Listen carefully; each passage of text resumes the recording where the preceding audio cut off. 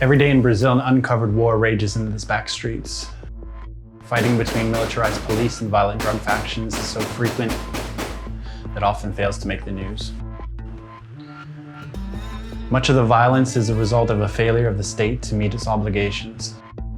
But while there's a lack of funds for police and social programs, politicians give themselves privileges and steal funds from the public. I work as a journalist and photographer in Rio de Janeiro. My focus is the ongoing conflict that divides the city. Cidade de Deus, or City of God in English, is a favela located in the west of Rio.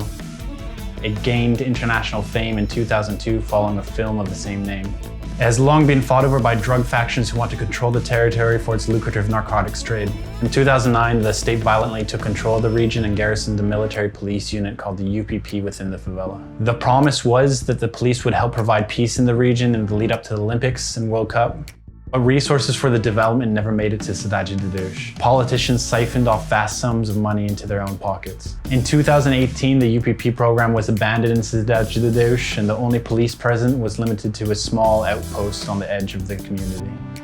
Last Thursday, March 21st, I received a call from a local contact. He said that the police from that small outpost had been attacked while on patrol. After repelling the attack, the military police were waiting for schools to finish for the day before pursuing the criminals into the community.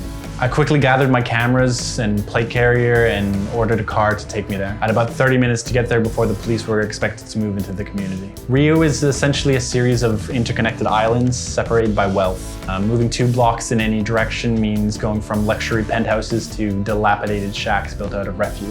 CDD, despite being controlled by drug factions, is mostly made up of citizens trying to claw together normal life. 99% will have no involvement in criminality and just want to do their jobs and live regular lives. As I approached the entrance to Cidade de Deus, gunfire crackled down the street.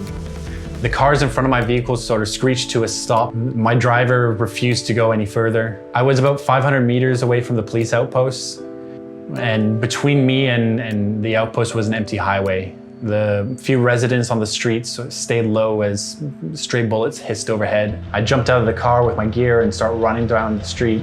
I managed to reach the outpost just as the gunfire starts up again. I don't really have time to rest as the soldiers are heading back into the community just when I arrive. I pull my plate carrier and cameras out of my bag and run after them while stumbling to put the body armor on. We move through the back streets, and within moments, shooting starts up again. We sort of crouch in the alleys, listening to the whistle of bullets cutting through the air above our heads.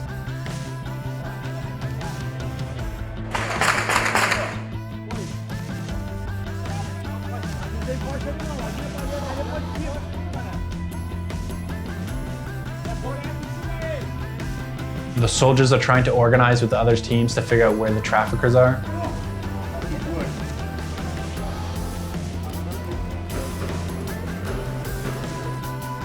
We take a left down a street with shuttered storefronts. Suddenly bullets slam into the wall in front of us, and we sort of just jump on the ground.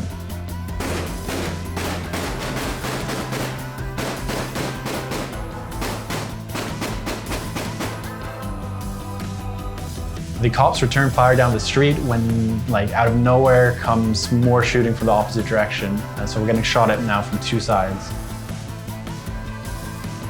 Meanwhile, I'm trying to remember to switch between my cameras to film and photograph, while at the same time being sort of cognizant of where the bullets are coming from. A group of the cops breaks off from the remainder, and they try to flank the element of criminals that is shooting at us. There's a series of loud gunshots down the road, and then just silence. The shooting stops.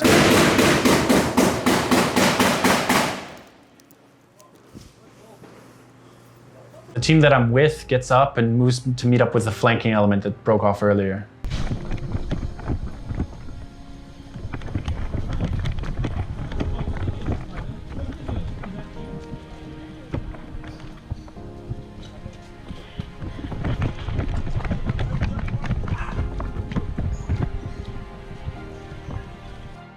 As we meet up with the other cops, they tell us not to film. They don't want their faces shown on camera because of the fear of retaliation. Police are often assassinated while off duty, so it makes sense. On the ground, there are pools of blood mixed with bullet casings.